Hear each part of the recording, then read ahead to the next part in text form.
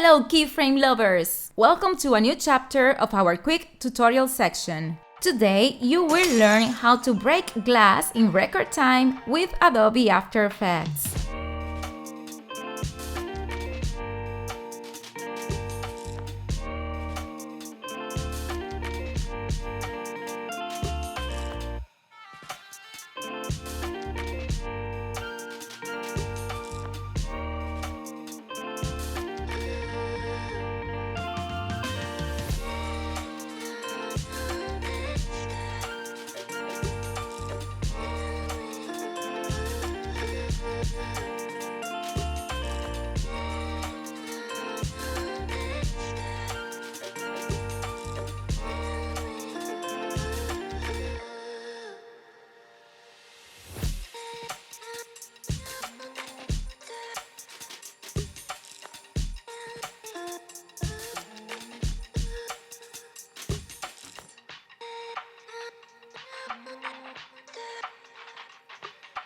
Subscribe to our channel and look at our animation courses in the description.